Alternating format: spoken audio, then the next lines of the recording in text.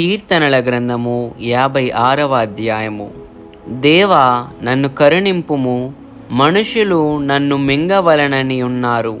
దినమెల్లా వారు పోరాడుచు నన్ను బాధించుచున్నారు.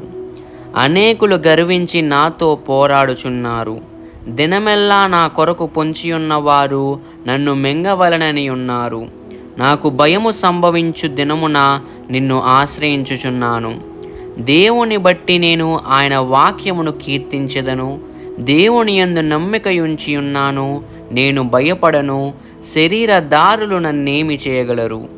దినమెల్లా వారు నా మాటలు అపార్థము చేయుదురు. నాకు హాని చేయవలనన్న తలంపులే వారికి నిత్యము పుట్టుచున్నవి. వారు గుంపు కూడి పొంచియుందురు.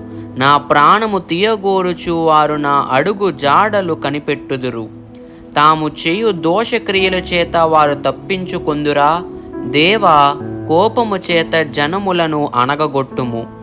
నా సంచారములను నీవు లెక్కించి ఉన్నావు. నా కన్నీళ్లు నీ బుడ్డిలో నుంచబడి ఉన్నవి. అవి నీ కవిలలో కనబడును కదా. నేను మొర్రపెట్టు దినమున నా శత్రువులు వెనుకకు తిరుగుదురు. దేవుడు నా పక్షముననున్నాడని నాకు తెలియను. దేవుని బట్టి నేను ఆయన వాక్యమును కీర్తించెదను. యెహోవాను బట్టి ఆయన వాక్యమును కీర్తించెదను. నేను దేవుని యందు నమ్మిక ఉంచి ఉన్నాను, నేను భయపడను. నరులు నన్నేమి చేయగలరు? దేవా, నీవు మరణములో నుండి నా ప్రాణమును తప్పించి ఉన్నావు. నేను జీవపు వెలుగులో దేవుని సన్నిధిని సంచరించున్నట్లు జారి పడకుండా నీవు నా పాదములను తప్పించి ఉన్నావు. నేను నీకు మ్రొక్కుకొని ఉన్నాను. నేను నీకు స్తుతియాగములు నర్పించెదను.